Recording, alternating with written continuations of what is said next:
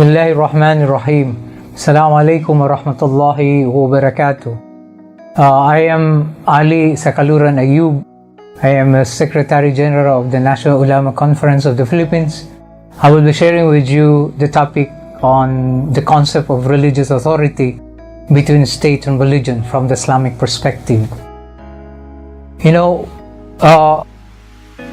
We humans, in the Holy Quran, God says that He will create a vicegerent on earth as His representative on earth. And our submission to His will, in the Quran it says, truly my prayer and my sacrifice, my service of sacrifice, my life and my death are all for God, the cherisher of the worlds. And before we were sent here to earth, we were given the trust, the amana. And the amana, it says in the Quran, God, it is He who has made us inheritors of the earth. And in another verse, He says, He has made subservient to you whatsoever is in the heavens and whatsoever is in the earth, all from Himself. Most surely there are signs in this for a people who reflect. And our obedience to God, in the Quran it says, all believers, obey God and obey the messenger and those in authority among you. And when we talk about religion and governance, we have to consider the timelines of the historical development in the Muslim world. Of course, first in Mecca, when Rasulullah received revelation, there was no government yet at that time, and the concentration of the revelation, the teaching, was more on the Tawheed. Tawheed means the unity of God and the unity of worship, and it's more on the inner purification of the followers.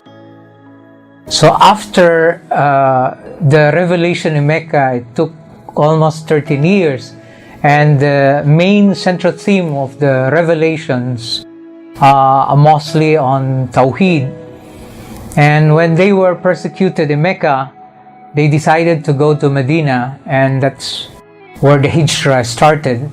And in Medina, the revelations of the Holy Quran, the central theme was more on commandments, meaning application, meaning what are those do's and don'ts. And in Medina, Rasulullah started uniting the different tribes, the different religious groups. So they made a peace covenant, and it is known in the history, the Medina Charter. That was the first constitution written by Muhammad himself to govern in Medina. And I think this is also the first written law, of course, aside from Hammurabi. I think historically this is the formal constitution to govern the people in Medina, because they are different races, different religious groups, and also different customs and traditions. And after in Medina, when they were liberated Mecca, of course without bloodshed, and in Mecca the Rasulullah established the first government of the Muslim, and in that government is also ruled by law, because because Rasulullah promulgated also laws, not only for the citizens but also special treatment, especially for the minorities, the dhimmis, to practice their way of life and religious traditions. So when we talk about governance, we're talking about the bureaucracy and the rule of law. So what's the relation of governance to religion? Now, when we go back to the teaching of the Holy Quran, it's very clear. It mentions there. It says, enjoin what is right and forbid what is wrong. So the role of the government is to forbid wrongdoing and to enjoin good deeds. So that was a central message of how the relationship of religion, the religious teaching, and the implementation of laws, and also in terms of governance. And another warning from the Quran, when we govern, it says, do not corrupt the earth, or do not corrupt the land after it has been set in order. So before we came, the creation, especially the earth, was in order. Of course, different level of existence. But when we came, we are being told that we have to follow the natural law and not to destroy it. Now, when we talk about the leadership, we call that the vicegerency in Islam.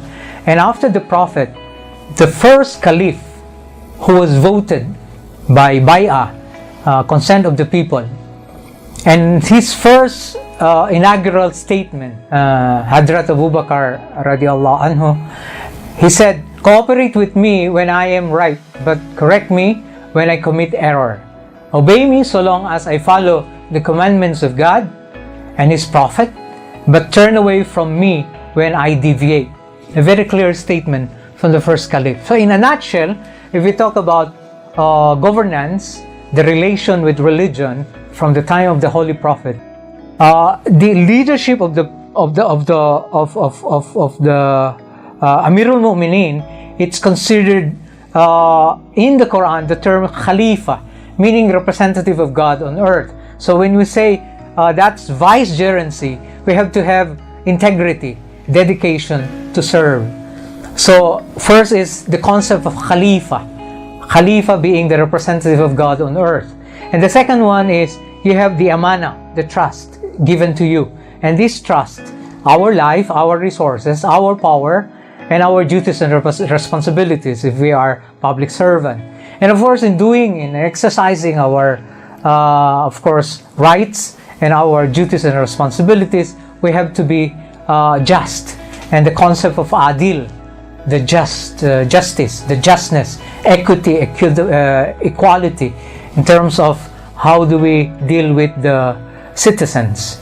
And another one is the concept of Tawheed, very important in the Islamic tradition. The Tawheed is the connecting the worldly affairs with the Day of Judgment, or with the spirituality in life. So there's a connection. Our secular activities with the spirituality. Tawheed is a concept to connect the two plane of existence. And the other one is Akhirah. Akhirah is the concept of accountability. We are accountable in doing bad and good. We are accountable. So it's a mindset when we do things in accordance to the teaching of our religion. So we will not do things in contrary or violating the will of God. So very important, the concept of Akhirah, because that's self-regulating, and we function because that's our duty.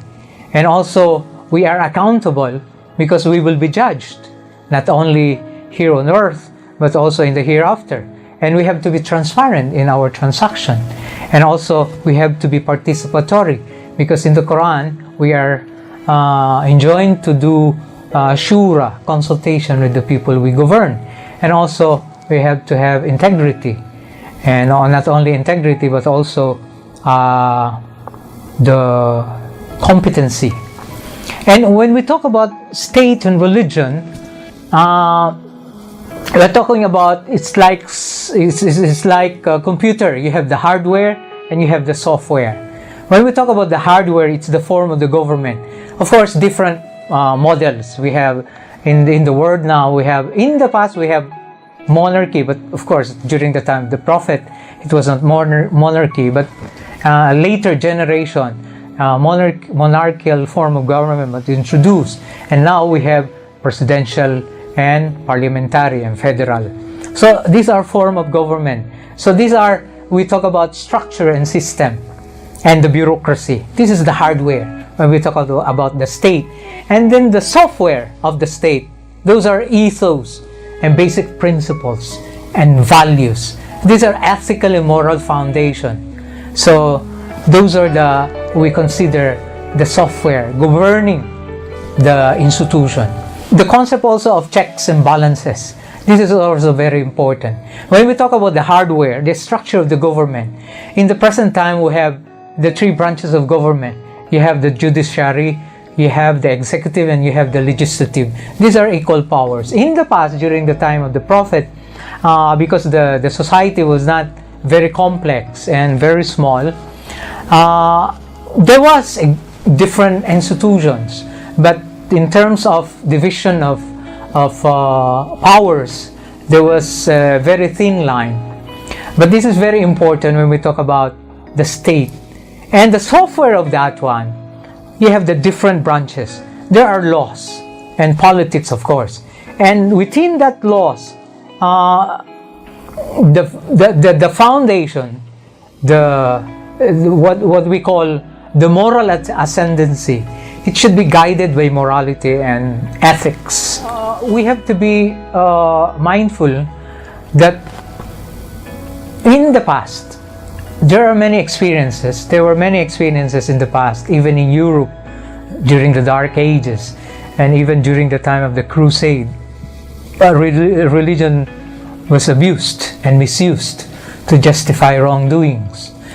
So there was a consensus how to divide or how to separate politics from religion, because historically it was bloody when there was no distinction. And I think even in the Muslim world also, after the death of the Prophet, when there was no distinction between religion and politics, it became a problem. And during the Umayyad dynasty and even the Abbasid dynasty, there were fightings because of politics. So there was a consensus not only in the Christian world, even in the Muslim world. There's a need to rethink how the role of religion in governance and how is the state also in terms of giving protection to the citizens of various religious tradition and even from different races. That's why we have in the Muslim world now, we have the government, the president, and you will have a religious leader, a mufti, to represent the religious affairs of the community. And in the Christian world, you have also the head of state, and you have the Pope or the Bishop or the Cardinal. They represent the church, because you cannot mix the two, but it should be complementary. So the responsibility of the state is to provide platform for engagement so that the religious group, the church, the mosque could nourish its role in the society. Not intervention, but platform, meaning how to influence people. For example, if there are policies of the government contrary to the church or to the teaching of the Quran, so the religious sector can check the government. It's contrary. So it's the voice of the people will decide which one is the best for the community. Now, if you talk about the state must be neutral, because in the past, the experience, if the state will impose a certain tradition or certain religion, it would be bloody, because the other groups, other religious groups, will be isolated and sometimes persecuted. So there was a consensus also in the world by thinkers that the role of the government should be neutral. to administer justice so that it should be fair to all, regardless of religion, regardless of race. And in terms of human rights, it should be accorded to all. So meaning, when you talk about equity and equality, it should be accorded to all, not based on race, not based on religious affiliation. So the rule of law should, benefit, all will benefit. And peace and order, peace and security. How do you balance the majority and minority? And also, how do you deal with identity? Because if you only recognize one identity, religious identity, and ethnic identity, or racial identity, what about other? Like in the past, time of Rasulullah, protected by Rasulullah, the dhimmis. These dhimmis are the minorities now, meaning they are living in a country, but they are minority because of their religion, not because they are belonging to the majority, mainstream religious affiliation, or in terms of ethnic grouping. So it's unfair also if they are not recognized. So the government should be neutral in terms of identity. But then, of course, for example, the Philippines, we have national identity, all of us are Filipinos. But in terms of religious affiliation or identity, we are Muslims, and there are Christians and Jews and Buddhists and other religious affiliation. So if the government would recognize only as Christian, what about other religious identities? So in that aspect, I think government should be neutral. But in terms of national identity, citizenship, we are all Filipinos.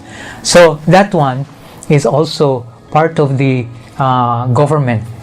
So the role of religion, historically, in the history of human civilization, will show us that religion has been the supreme force in the advancement of humankind to its present condition. That all that is good and noble in man has been inspired by faith in God is a truth that which perhaps even an atheist would not dispute. One Abraham, one Moses, one Jesus, one Muhammad has each in his turn and his degree changed the whole history of the human race and raised it from the depths of the degradation to moral heights undreamt of.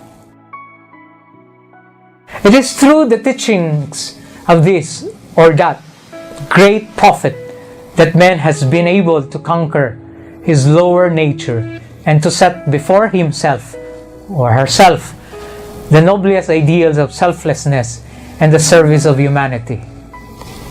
History shows many examples of teachings and visions that began as unifying forces but eventually set people against each other. Wars of religion are only the most obvious examples. Almost without exemption, the great reformers within every spiritual tradition have sought to restore its original vision by re-establishing the internal, psychological meaning of the ideals and symbols that define the teaching. When the followers of Christianity or Judaism or Islam lost the internal meaning of their teachings, when it is forgotten that the world is what it is because human beings are what they are, and that nothing essential in human life can be changed for the better without first attending to our inner disharmony, then inevitably there arises the dominance of politics, leading to violence and war in all its many forms. This is what's happening to us today. If you see in the world now, the conflict, because we are not giving the rightful place for the religion and for state.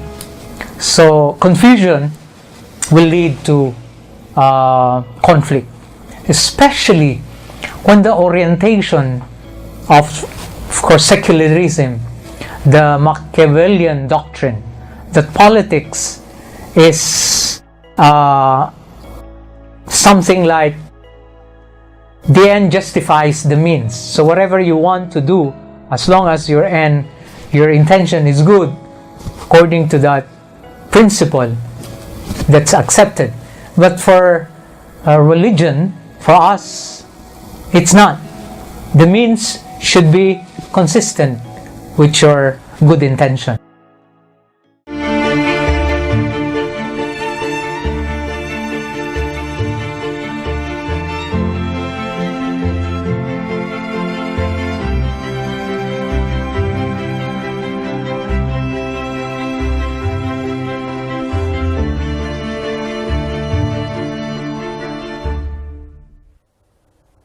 Assalamu alaikum and welcome to Islamic Awakening with me, Raza Kazim.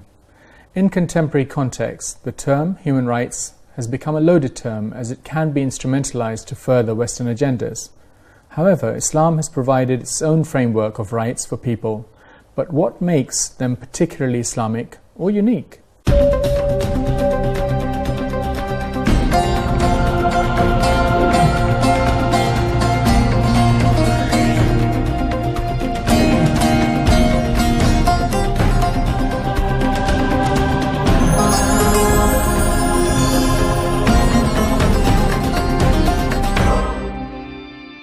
The relationship between Islam and human rights forms an important aspect of contemporary international human rights debates. Current international events have made the topic more relevant than ever in international law discussions. Islam has been from its inception very concerned about the importance of rights. There are many examples in which Islam promotes human rights. Bilal ibn Rabah is one of the most illustrious names in the Islamic history. In this episode we ask, how is Islam compatible with human rights?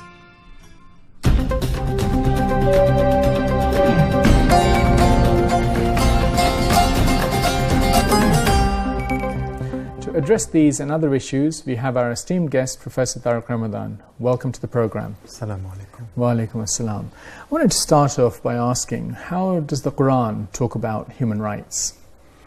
We don't have the phrase, in fact, in the Quran. We don't have human rights per se, but the whole understanding of, there is in the Quran something which is essential, which is a concept of human being. It's how Islam is talking about human beings and the son of Adam as a whole. So this is also something which is important for us. Out of this understanding, we can extract a concept of human beings where you find rights and where you find also duties. So I would say that there are things that are essential coming from the first dimension that we have to get when it comes to the Quran. وَلَقَدْ كَرَّمْنَا بَنِي آدَمَ. We give dignity to human beings. So the concept of dignity is in fact the backdrop of anything that has to do with human rights, is the dignity of human beings. And then the scholars were trying to, by reading the Quran, to extract from the Quran, for example, what are the values and the principles that we can get to understand, or that we can extract from the Quran to understand what is the meaning of this dignity. And for example, there are two things that are important that we can get from the Quran straight away. That everything in the Quran starts with knowledge. The first verse that was revealed was Iqra, so read in the name of God. So read means knowledge, and this is something which is important. The second thing is that we have in Surah Al-Baqarah at the beginning of the Quran, as it is now, it's something that has to do with the knowledge as well. عَلَّمَ آدَمَ الْأَسْمَاءَ كُلَّهَا. So God taught Adam all the names, so it's also has to do with knowledge. And also something which is important is the difference between human beings and the angels. That the angels are praising God without free will. They are doing this on a permanent basis, while the human beings, فَمَنْ شَاءَ فَلْيُؤْمِنْ وَمَنْ شَاءَ فَلْيَكْفُرْ. The one who wants can believe, and the other, and the one who wants can disbelieve or reject. Freedom is essential. So the dignity of human being is based on freedom and knowledge. And this is where you can now start the construction of what are the rights from an Islamic perspective. Human rights, so to speak, from an Islamic perspective, starts with freedom and start also with the right to get some knowledge. So I think this is the crux of the matter what we are seeing now, the conflict in the world because of the confusion, politics and religion. So we have to be careful of this, because when we talk about the rule of law, it should be neutral. When we talk about practicing our individual conviction, prayers, fasting, and going to Hajj, this cannot be codified into government structure, because this one is individual conviction. You go to church, you go to mosque to pray, it cannot be regulated. Because for example, there are many cases, there are many research findings. For example, in the Middle East, especially like Saudi Arabia and Iran, and you have to follow, for example, you have to pray, and the government, there is this so-called it's a group of police inspecting offices and houses. Those who will not go to mosque and pray, they will be punished. But in other countries like Malaysia, Turkey, and other countries, you are free to do the prayer. Now, the negative effect of that one, imposing, when these people go to other countries, they are not very strict in following the teaching, the Sharia. Why? Because their loyalty is not to Allah, to God, but to the government. So this is the negative side of it. But the Malaysian and the people from Turkey, even where they go, they still follow the teaching, and even very careful, looking for halal food. Why? Because their conviction is free, by consent. It's not by force. So I think we have to be careful when we impose. It's not sustainable when we talk about personal conviction. So personal conviction, our relation with God, it's personal, it's individual. When we talk about government, it should be government of all, not government of specific or particular group of people. Thank you very much for giving me the opportunity to share with you my perspective of state and religion from the Islamic perspective. Of course, you can also have your own perspective. What we are sharing with you, these are the different perspectives. So we have to be also inclusive of other perspectives. So you might have your own, so we will share. Thank you very much.